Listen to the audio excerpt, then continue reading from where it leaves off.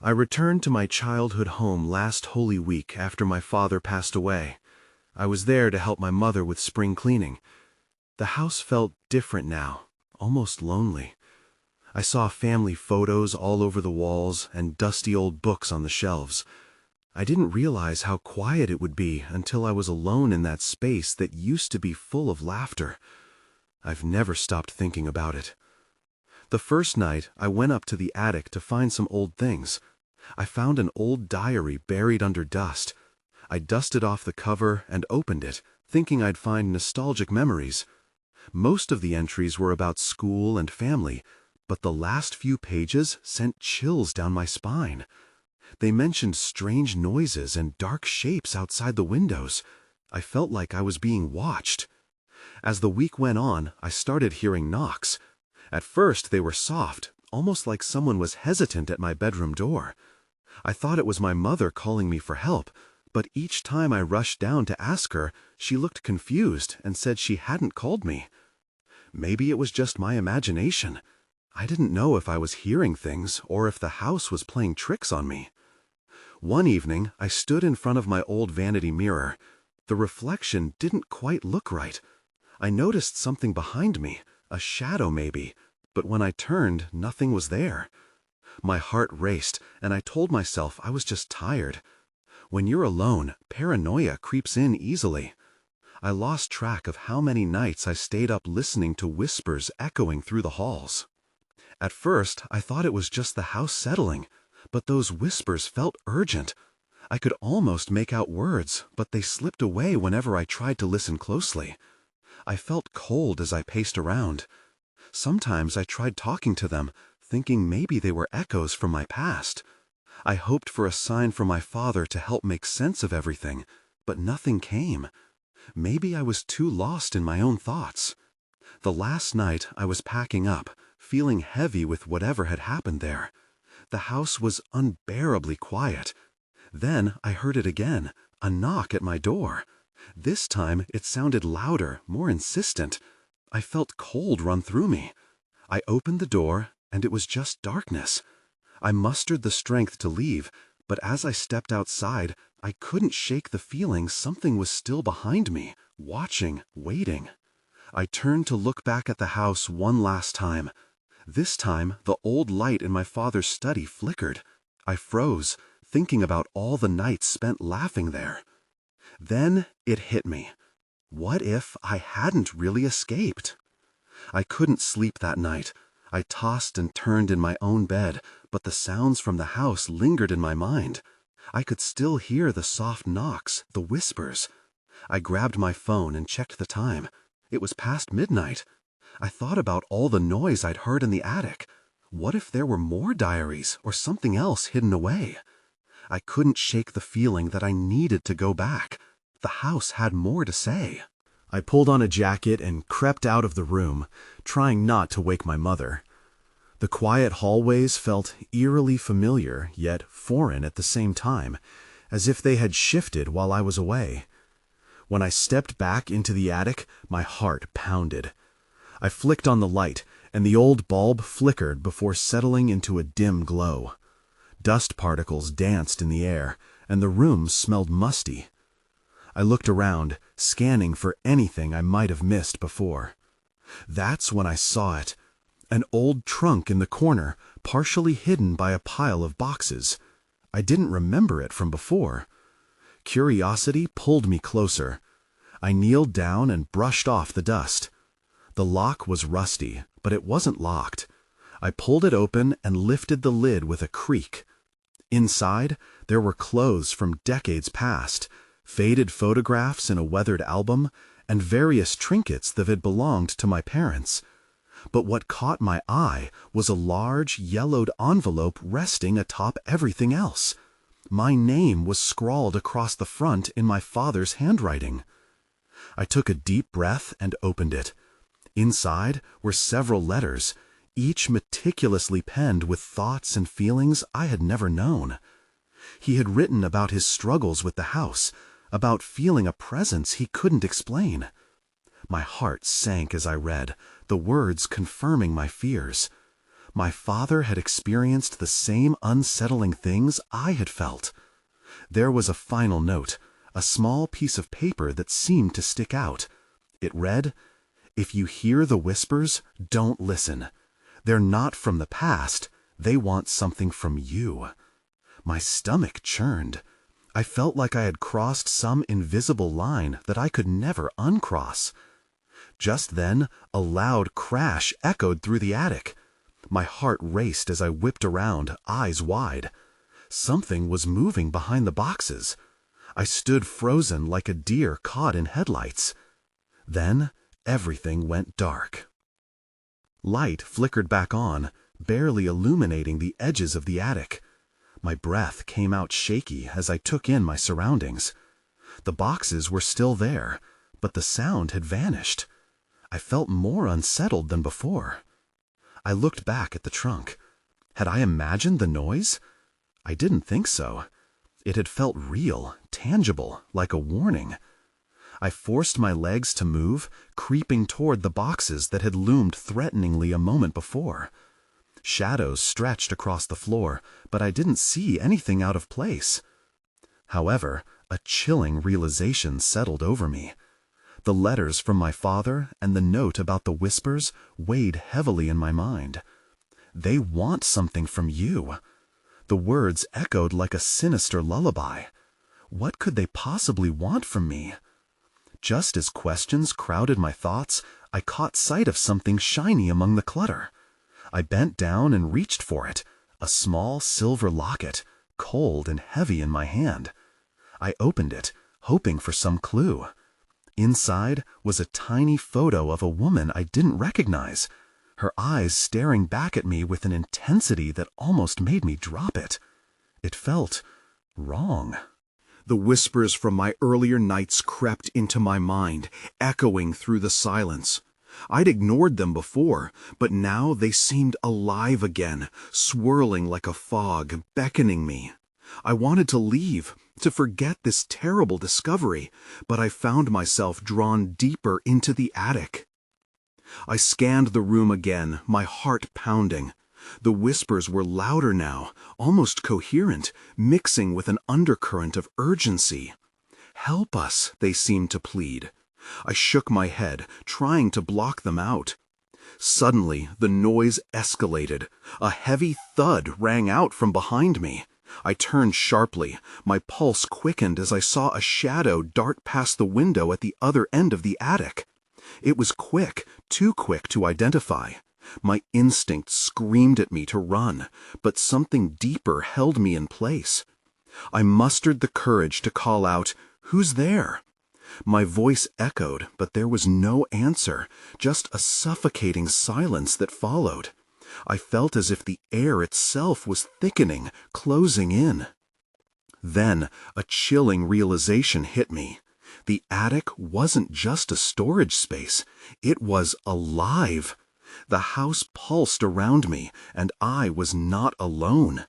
The locket slipped from my fingers and clattered to the floor. That sound broke the stillness, snapping me out of my trance.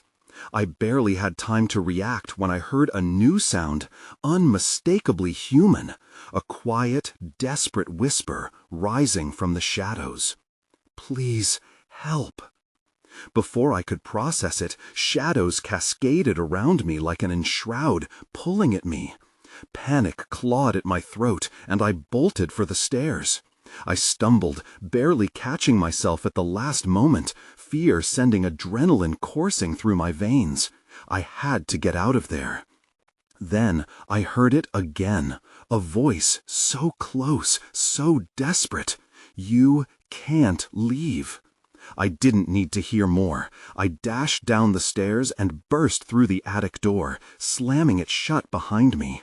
My body shook, and my mind raced with the implications. What was happening to me? What had I awakened? And who or what was trapped in that attic? I shivered, holding on to the doorknob like a lifeline. The truth was hovering just beyond reach, and I knew I had to face it. But deep down, I also knew it would demand a heavy price. The next morning, I woke up in a cold sweat. I had tossed and turned all night, the shadows of the attic still haunting my mind. I wanted to dismiss it all as a nightmare, but the locket and the whispers felt too real. I had to understand what had happened. After breakfast, I gathered my courage and decided to visit the local library. Perhaps I could find something about my father's history or the history of the house. I clutched the locket tightly in my pocket, its weight grounding me amid the swirling thoughts. The library was quiet, an odd contrast to the chaos in my mind. I scanned the shelves for anything related to my family or old houses in the area. My fingers traced over worn spines, and I felt a strange connection with the stories held within. I sat down with a stack of old newspapers and started flipping through them. Hours slipped by, and I found nothing promising. Just as I was about to give up, a small article caught my eye. It detailed a local woman who had mysteriously vanished decades ago. Her name was Margaret Darrow, and her photo resembled the woman in the locket. Same piercing gaze, same somber expression. My heart raced. The similarities were uncanny. Could this woman be tied to my father? What did she have to do with the house? I scribbled down the details, my curiosity reigniting with each passing moment. I returned home, determined to delve deeper into Margaret's story. The whispers had stirred something inside me, something urgent and unyielding. I pieced together the clues I had gathered, but the more I uncovered, the more unsettled I felt.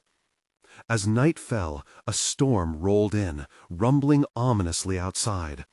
The house creaked and groaned as thunder boomed overhead. I was on edge, every lightning flash painting the walls with fleeting shadows. I decided that I needed a light source, something to ward off the creeping darkness I felt closing in around me. I rummaged through drawers in the living room until I found an old lantern. I filled it with oil and struck a match. The flame flickered to life, its warmth comforting amid the tension looming in the air. I climbed the stairs to the attic once again, the lantern's glow casting dancing shadows. As I reached the top, a sudden gust of wind slammed the attic door open. I gasped, taking a step back. The familiar sense of dread washed over me. This time, however, I refused to be paralyzed by fear. I held the lantern out before me, illuminating the dark corners. Then I heard it, a soft humming, a melody that tugged at my memory from somewhere deep inside. Please, help. The voice from last night echoed louder, almost clearer this time. We can't be free. I scanned the room, the shadows growing longer, reaching for me. I called out, "Who are you?" My voice felt weak against the rising storm. Then, as if in response, the locket slipped from my pocket and clattered to the floor. I bent down, heart pounding, as it rolled to rest near the trunk. I could feel the pull of the whispers, an irresistible force urging me to approach. That's when I saw it, a small hidden panel in the floor that hadn't been visible before. It called to me like the whispers had, but with a different urgency. I hesitated, my hands trembling on the lantern, but the storm outside crashed louder, drowning out my fear. I knew I couldn't walk away. Whatever was trapped in this house wanted me to uncover the truth. I knelt before the hidden panel, the wind outside howling as if to warn me. The wood looked worn, the edges frayed with age. I brushed my fingers against the grain, feeling a strange energy buzz beneath my skin. The whispers grew more insistent, swirling around me like a chilling fog. I pushed against the panel, and it creaked open with a reluctant groan. A rush of cold air enveloped me, the scent of damp earth rising from the darkness below. My pulse quickened. What lay beneath the floorboards? I hesitated, but reminded myself of Margaret Darrow, the woman whose image haunted the locket. The lantern's flickering light barely penetrated the void below. With a deep breath, I leaned in, trying to catch a glimpse. There was an old wooden box resting in the shadows. My heart raced. Could this box hold the answers I was seeking? I grabbed the lantern, holding it out to illuminate the depth of the hidden space. As I peered closer, I noticed strange carvings etched into the surface of the box, symbols I had never seen before. There was something unsettling about them, like they were alive and watching me. I reached for the box, feeling a mixture of dread and excitement. As my fingers grazed the weathered wood, the door to the attic slammed shut. Startled, I spun around, the lantern's flame sputtering in the gust. Panic shot through me. I was alone, but felt eyes on me, a presence lurking in the shadows. "Who's there?" I called, my voice wavering. No answer came, only the patter of rain against the roof. Fighting the urge to flee, I turned back to the box. It felt heavier than I expected as I tugged it from its resting place. I set it on the floor, the sound echoing in the silence. I had to open it. I had to know. The latch was rusty, but with a little force, it creaked open. Inside lay an assortment of yellowed papers and a delicate, ornate key. I picked the key up, noticing its intricate design glinted in the lantern light. My fingers tingled as I turned it over. Was it the key to something significant? Then a sudden chill swept through the attic, sending shivers down my spine. The humming from before swelled, now sharper with a desperate edge. "Please, remember," the voice echoed, resonating deep within me. It wasn't just a plea, it was a command. I flipped through the papers, heart racing as I read snippets of letters and notes. They seemed to belong to Margaret. She wrote about feeling trapped, of dark forces surrounding her, and of a hidden truth waiting to surface. I felt as if I was unraveling something much bigger than myself. Just as I was about to grab another note, a crash came from downstairs. My breath hitched. The house was coming alive, urging me to uncover its secrets, but it was also warning me. Whatever haunted these halls was restless. I had a choice to make: investigate the source of the noise or learn more about Margaret. But deep down, I felt an overwhelming pull to the papers. They felt like a bridge to understanding, a thread connecting me to the past. Suddenly, the temperature dropped further. I turned to the open panel, the darkness below seeming to beckon me again. I heard the soft pleading mingled with urgent whispers. Each sound wove into an atmosphere thick with tension. Before I could decide, my lantern flickered again, and the shadows coalesced into a figure at the edge of the room. My heart dropped as realization struck. I wasn't alone after all. The figure loomed just beyond the edge of my lantern's flickering light, its features obscured by the shadows. My breath caught in my throat as fear swept over me. The whispers grew louder, echoing in the back of my mind. I couldn't make out the words, but the urgency was clear. They wanted me to listen, to act. "Who are you?" I stammered, my voice barely above a whisper. The figure shifted, and for a moment I thought I saw a glimpse of long hair cascading over a fragile shoulder. My heart raced. Could it be Margaret? I took a tentative step forward, the floor creaking beneath me. "Is that you?" The silence responded, reinforcing my isolation. I glanced back at the box and its contents, the letters cutting through my fear. What if there was something in them that could help? I approached the figure slowly. "If you want me to help you, show me." My voice wavered, but a strange resolve pushed me forward. I focused on the shadows, trying to discern the shape of the woman. "Please, I need to know." But instead of answers, the figure shrank back, blending deeper into the darkness. Panic surged through me. "Wait, don't go!" I lunged, but as I reached the edge of the light, the figure vanished, leaving only the thick atmosphere of despair behind. The crash from downstairs echoed again, rising in intensity. It was getting closer. That sound was impossible to ignore. It demanded my attention. I glanced back at the box, uncertainty flooding my mind.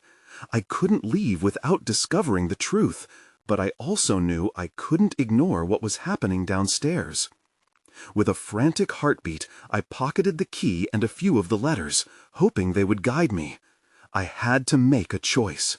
The house was alive, the walls trembled with energy, and both the presence above and the noise below would not let me stay motionless. I took a deep breath and steeled myself. I would go down. As I positioned the lantern to illuminate my path, I felt a sharp draft run past me. The whispering voice, now a cacophony of cries. "Remember, remember!" The echo of Margaret's plea rang in my ears. I hurried toward the door, the darkness behind me seeming to swell with discontent. Each step I took felt heavier than the last. The crash sounded again, definite, deliberate. I turned the doorknob, ready to face whatever lay ahead. But as I stepped into the hallway, shadows flickered at the corners of my vision.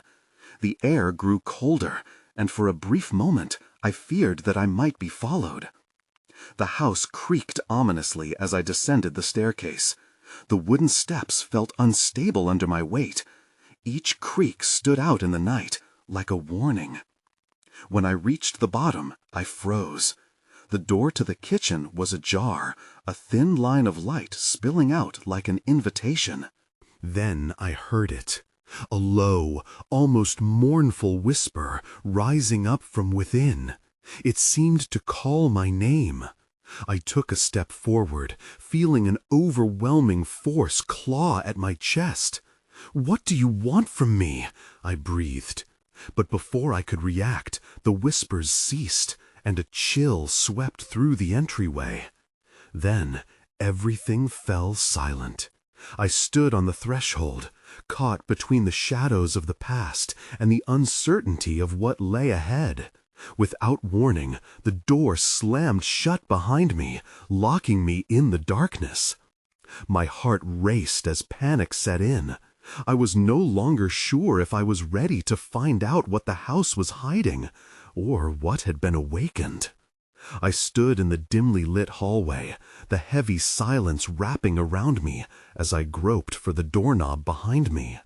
My pulse thundered in my ears. I had just faced a figure, and now I was trapped in this oppressive darkness. Before I could gather my thoughts, the soft glow from the kitchen flickered again. The whisper resumed, weaving through the air like a winding thread. My name echoed, sharper this time, and it felt as if the voice was beckoning me closer. Against every instinct screaming at me to turn back, I stepped through the doorway. The kitchen was a mess. Chairs were overturned, and the air hung thick with the scent of something rotting. A lantern's light flickered ominously, casting erratic shadows across the walls that danced in time with my growing fear. "Margaret?" I called out, my own voice sounding feeble against the chaos. There was no answer, just that whisper, a low, mournful sound that twisted my stomach. I moved further inside, scanning the room for any sign of the apparition I'd just seen. As I rounded the table, something on the floor caught my eye.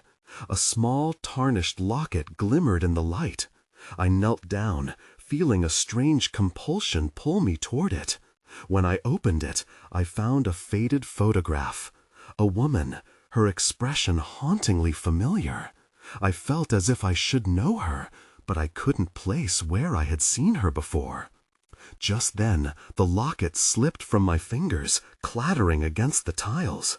My heart plummeted. That was when I heard it, a shuffling sound behind me. Then, a breath, soft and chilling. I turned slowly, my eyes wide. "Who's there?" My voice quivered, mixing with the growing dread in my gut. The shadows in the corner of the room surged, and I felt a presence move closer. "Remember," the voice urged again, thick with emotion. Panic set in as I struggled to understand. Remember what? Suddenly, I remembered the letters I had tucked away. I fumbled in my pocket, the cold metal of the key biting into my palm. Maybe one of those letters held a clue. But before I could retrieve them, the kitchen door slammed shut, rattling in its frame as if held by a storm. "Let me out!" I yelled, pushing against the solid wood. It wouldn't budge. My breathing quickened as I banged my fists against it. Then I felt a hollow thud beneath my feet, a rumble that seemed to shake the very foundation of the house. I stumbled back, my feet slipping on the spilled remnants of forgotten meals. The shadows twisted again, and the whisper now transformed into a scream. "Remember!"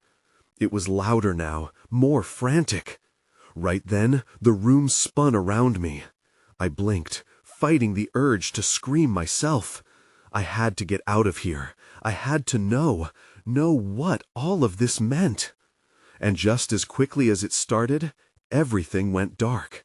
The lantern went out, plunging me into a pitch-black void. The whispers ceased, leaving only my ragged breath. Time slowed as I scrambled for the door, praying it would open. But as I clawed at the wood, I heard something heavy crash to the ground somewhere above me, sending my heart racing again. Now, I wasn't sure which was worse, the darkness around me or what might lie above. I stood there, frozen in place, my hands still pressed against the door. The echo of the crash rattled in my mind, and I felt a cold sweat trickle down my back. I forced myself to breathe, counting each inhale to stave off the rising panic. The darkness felt alive, like it was watching me, waiting for me to make a move. I couldn't just stand there. I turned back toward the kitchen, looking around for anything that could shed light on what was happening. In the pitch black, I felt my way back to the table where the locket lay. I needed to hold on to something familiar, something that might ground me again. When my fingers finally brushed against the cold metal, I tucked it into my pocket. I wasn't ready to ponder its significance just yet. The house creaked again, a low groan that seemed to come from the very walls. Then the floor above me squeaked, followed by another thud. This time it felt deliberate, as if something was making its way down from the second floor. "Margaret!" I called again, hoping for a reply. But the only answer was silence, a heavy, suffocating silence. I took a step forward, away from the door and the oppressive darkness that engulfed it, and crept deeper into the kitchen. Panic fizzled into curiosity as I moved toward the hallway leading to the living room. A sliver of light peeked out from underneath a door at the end. I approached it cautiously, focusing on the quiet crunch of glass under my feet. The whisper returned, softer this time, a contrasting lull amid the chaos. "Help," it pleaded, and my stomach dropped. "Help me." I hesitated, the plea resonating deep within me. Was it just a trick of my mind? I had to know. I pressed my ear against the door, hearing a soft movement on the other side. It sounded desperate, like someone was struggling. "Please," I whispered back, unsure if anyone could hear me. The shadows around me flickered, and I felt a sudden pull in my gut. I couldn't ignore it. I reached for the doorknob, and to my surprise, it twisted easily in my hand. The door swung inward, revealing a room cloaked in dust and memories. A table sat in the center, covered in old books and papers. My heart raced as I stepped inside. The room smelled stale, but there was something familiar about it. I scanned the walls and saw photographs scattered everywhere. That was when I noticed a certain photograph that made my breath hitch. It was the same woman from the locket. She looked so young and full of life. There was something written on the bottom, but the dust obscured the details. As I moved forward, the shadows seemed to warp around me, pressing closer. Then a loud bang echoed behind me, and I spun around. The door I had just opened slammed shut with an unnatural force, trapping me inside. "Let me out!" I shouted, panic seizing me again. The air thickened, feeling electric with dread. As I turned back toward the photographs, a deep voice suddenly boomed from the shadows in the corner. "You shouldn't have come here." I froze, terror coursing through me. Someone was here with me, lost in the darkness that hung like a shroud. The voice sent chills coursing through me. Fear gripped my chest. "Who's there?" I managed to stammer, my voice trembling. No answer came, just an unsettling silence, pregnant with tension. I felt my heartbeat thud in my ears. I dared to step closer to the wall, where the photographs hung like a macabre gallery. My eyes darted from one picture to another, searching for whoever had spoken.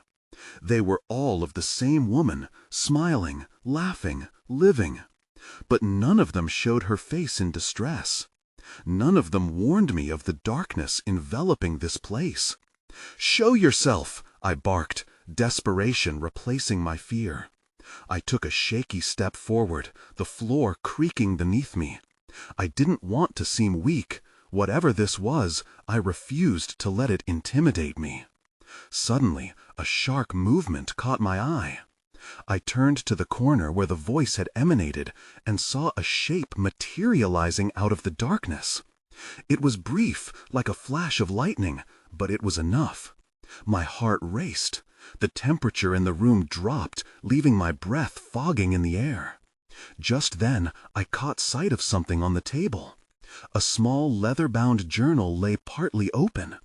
The pages were worn, edges frayed. A pull of curiosity tugged at me despite the growing dread. I stepped away from the shadows and towards it, drawn like a moth to a flame. As I opened the journal, I saw neat handwriting that seemed to be a mix of thoughts and memories.